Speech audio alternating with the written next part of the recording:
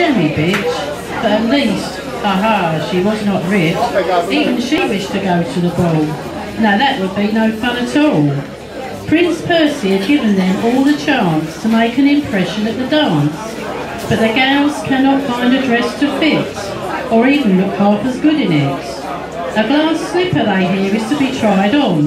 The invite is open to everyone. Cinders, though, will never get to try. She's been locked up, I wonder why. The ugly sisters tried to dress up smart. They had no idea they looked like tarts. One dressed in puce and the other in blue. They had no idea what they should do. Then, aha, through the window did they see the fairy godmother staggering, pissed as a flea. Well, now this was a sight to behold. All their troubles had turned to gold. The godmother knew not where she was. Oh, Cinderella, lass, she had to gloss. The two ugly sisters looked out for the flea. Our name's Cinderella, they said unanimously. The fairy godmother blinked, seeing double. She saw four ugly ladies. Oh dear, I am in trouble. Wickedly, they took away a magic wand and they drowned the poor lady in a village pond. That night, gorgeous twins were at the ball. The prince could not tell no difference at all.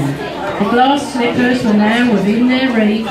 They could share and have one slipper each. The magic wand proved to be a big success.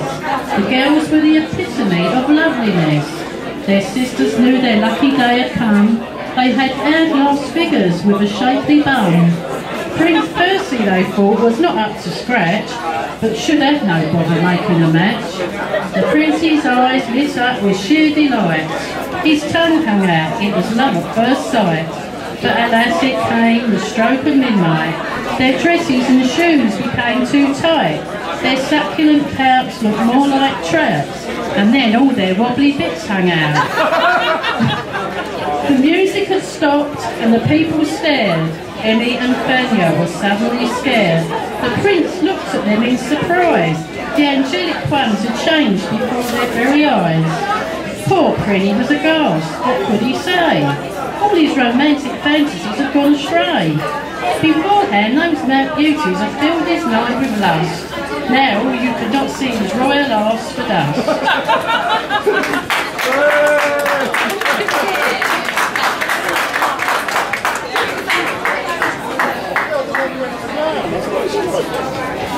Our next one is Charlotte August. She's going to read a little poem that she wrote about Grays when she first came to live here. That was 1980. Grays. Grays was the colour of a grey mystic, full of mystery. Lots of history in Grays. The sky was grey. I was filled with dismay. I looked around, thinking, is this the place I'm going to live in? I thought, there must be more. There must be more to Grays than the colour grey. Now, it's like the feather gold. Grays has been lifted from the colour grey, and now there is lots of wonderful colours of people and from different culture.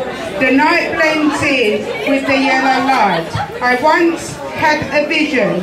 I was walking slowly through a doomed dark tunnel. No escape, no future. Then I saw a bright light shining direct at me. At the end of the tunnel, the future of Grays.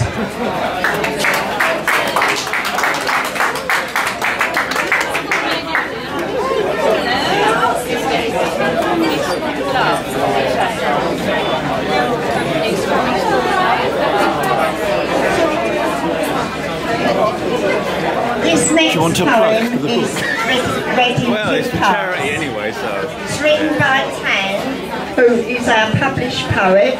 You've probably seen he gave this proceeds to this book to the Heart Foundation. Right, Denise and Charlotte are going to read Love.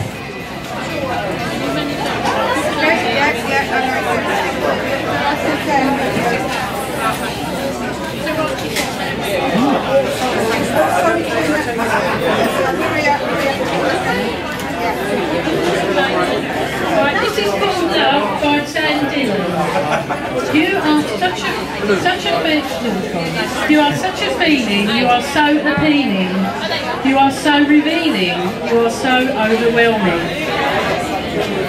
You light up my life, you love me all true, you give me for every high. Love is in all that you do. I see you in all. I see you in big things, I see in small. I see you in everything. You have a million's eyes, you have a million scents. I hear your million cries, I see your heaven sent. We all miss your love, we all want your divine. It's you we all think of, it's you that makes us shine. I see you in the stars, I see you in the cosmos. I see you near and far, I see you when I'm lost. You light up my life, you love me all true, you give me every high. Love is in all that you do. You bring me pure joy, you bring me pure ecstasy. You understand my every ploy, you forgive only with my honesty. You light up my life, you love me all true, you give me every eye. Love is in all that you do. I pray everyone can get you. Your love is pure abundance. Most haven't got a clue. All are blind to your radiance.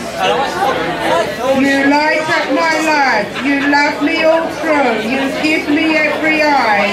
Love is in all that you do.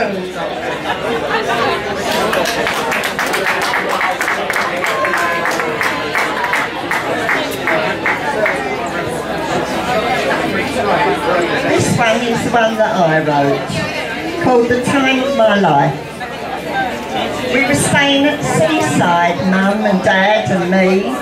I learned to do the dead man's float, even went on a sailing boat. I went for a ride on a donkey that bumped along the shore. I ate so much ice cream, I could eat no more. I searched for shells and crabs in pools, slid over rocks all slimy. My swimming costume got all wet until it stretched unsightly. I didn't care, I loved it there. I would have stayed forever. It seemed to me that I was in the land of never never.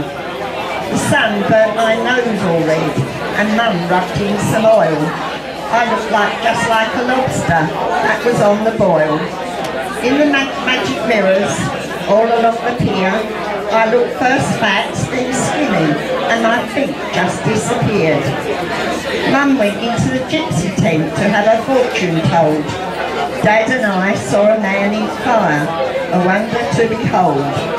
A woman watched, mouth open wide. The fire eater said, "It's not your turn right now, lady." She gulped and went all red.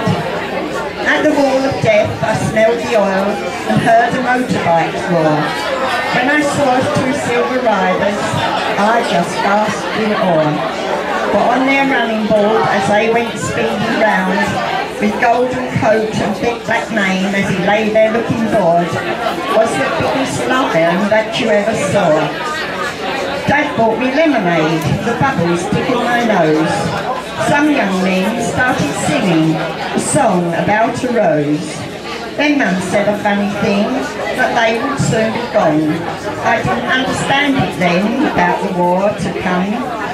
On our last day along the beach, on the pictures in the sand, men were laying a sharp wall of wire. Could that hold back the tide? I couldn't know that September about such fear and strife. I'll just always remember I had the time of my life.